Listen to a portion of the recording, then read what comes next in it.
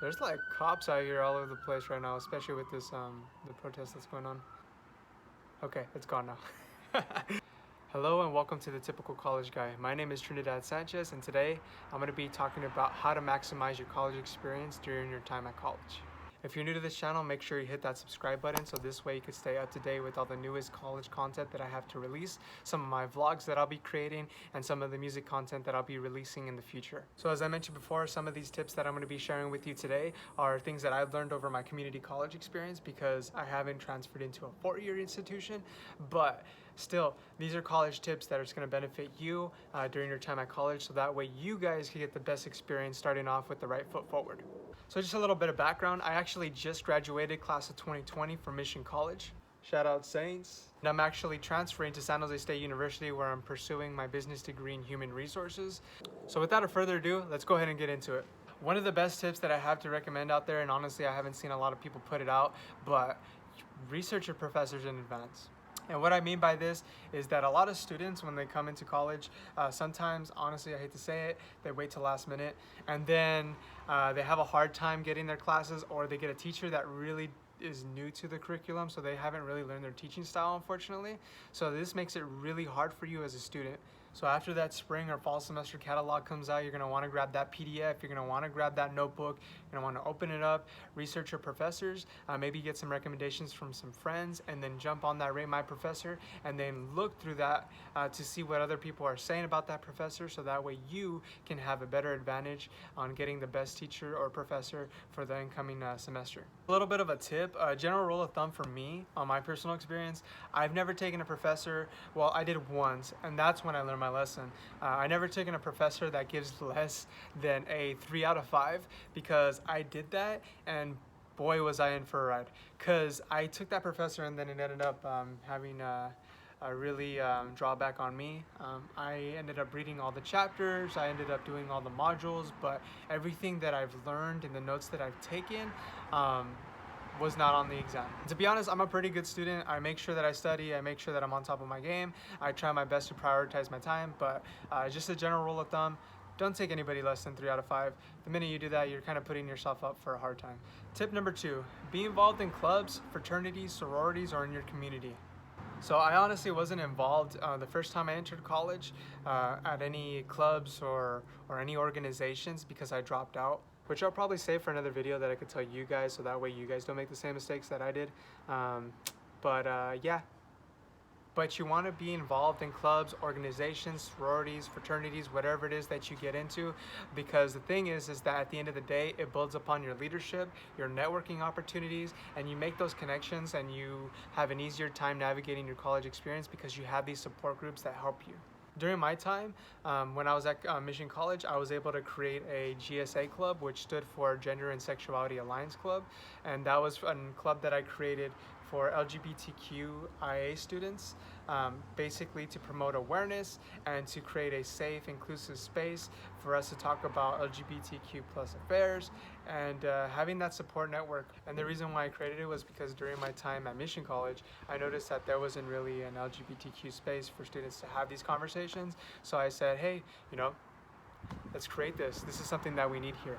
And honestly, it was like such a great experience because I had the opportunity to network with outside organizations, other centers. I had a bunch of friends that I was able to get into the club as supporters or those who identified.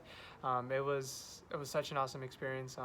I was not really expecting it to go the way it did because I've never had a leadership experience or any position in a club, and to be the president of a club was very nerve-wracking for me. But the minute that I did it, it was such a great opportunity, and honestly, I'm so happy that it's still going to continue after my graduation, and the next president is going to do such a great job. Note, I really want to emphasize that you do not need any leadership experience as long as you know your why and how it could benefit other people. This is the way that you create clubs and organizations, and honestly my rule of thumb of creating anything, as long as you know your why and who it's going to benefit, you could really start anything from scratch. Everything else is kind of systematic. You'll learn that in time, but yeah, just a little tip right there. Now on to tip number 3, which really ties in well with being involved in your community and clubs or being in fraternity or sororities, which is applying for scholarships. This was something that I've never taken into consideration until my last year at community college. I didn't know much about the general scholarship. I just knew that it was a scholarship, and honestly, I thought scholarships were like the hardest thing to get.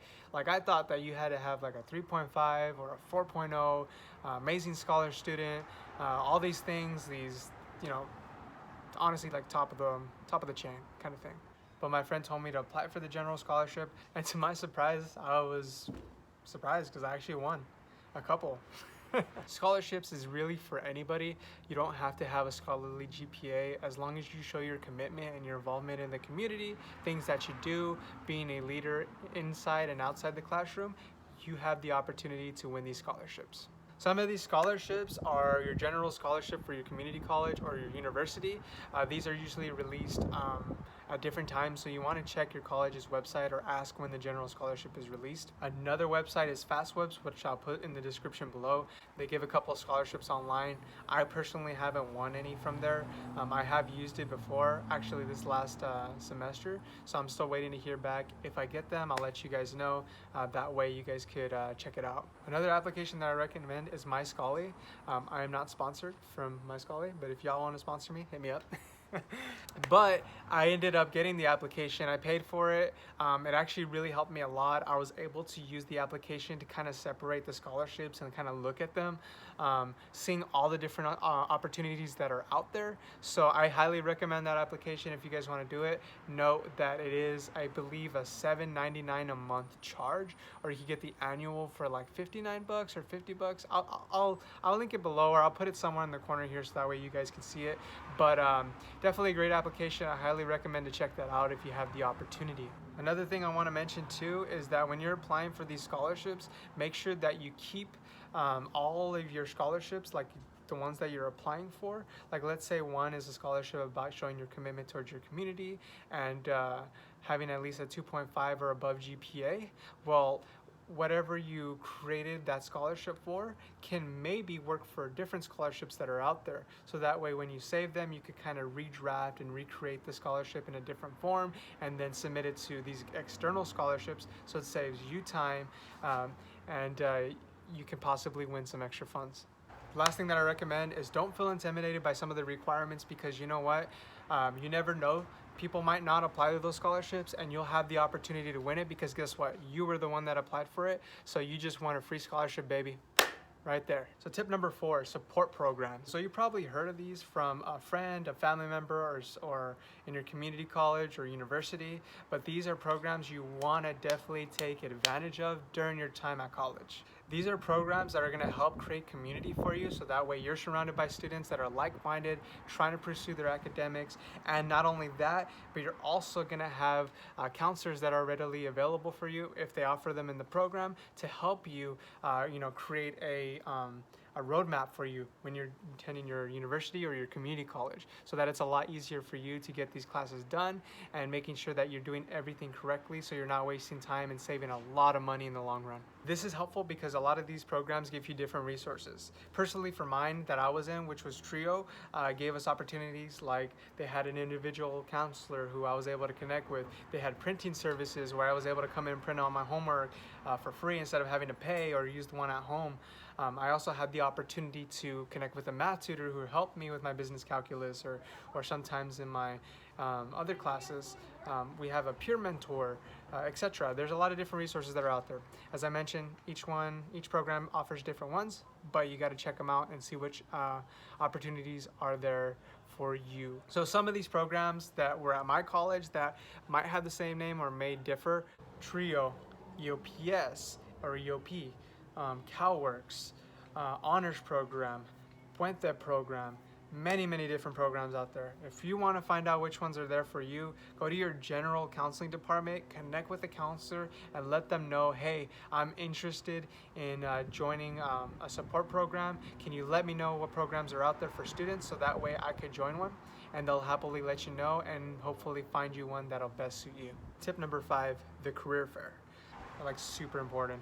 Career fairs are going to lead you to professional opportunities, maybe some internships, or some job opportunities for the meantime. Maybe you want to work part-time or something like that as a student, but y'all gotta take these opportunities when they come. Usually you're gonna wanna print out a couple resumes, distribute to each one of them, letting them know that you're looking for a job opportunity in whatever it is that you wanna get into, and kind of just get to know them. Networking is like super important, and that's what the career fair really is. Networking opportunities to meet with these companies, to let them know that you're interested and that you're a student, that you're serious, and they see that. Another note that I wanna make, and it's something that I actually live by, is dress to impress. Now, a lot of the times I see students, sometimes they go to the career fair and they're just like out and about, and they're trying to network and meet these people, which is fine. But the thing is that they're dressed in their casual t-shirt or their like blue jeans, not looking professional, or wearing things that are not professional like, and sometimes that really does kill your opportunity. So when you go out there, make sure you dress appropriately, make sure you dress professional and talk professionally, because just as it's important to have verbal communication, non-verbal communication is super important as well. And them seeing you look professional, they're gonna take you professionally and they're gonna take you seriously. In addition to that, you're gonna wanna have a LinkedIn. This is a perfect tool that you can use to really help network with people and stay connected on a virtual network, so that later when there's an opportunity or they're looking for somebody, they may hit you up, or you could hit them up and asking them, hey, do you have a job position working at your company? I would love to work there. And it is so vital to have that, because the minute that there is a job opportunity, guess what? You're getting that job. There's a statistic that's out there. I've heard it from somewhere. Maybe I'll put it here, but they said that basically most job applicants are mainly hired because of people that they know, not because of what they know. So it's who you know, not what you know sometimes, which kind of sucks, but yeah, that's just the way it is. Take the opportunity, network, and network. Alright, so that brings me to the end of the video. If you guys enjoyed this video, please make sure you hit that like button and hit that subscribe button, so that way you can stay up to date with the freshest content that I have to release. Also, if there's any specific videos you'd like to see, leave a comment below, so that way I can create those videos for you guys or give you guys some information to them. And also follow me on my social media pages here, so that way if you guys want to connect or you have any questions, you can shoot me that DM, and that way I can create some of that content for you, or kind of like give you some answers if you have any quick questions. Thank you folks so much, and see you in the next video.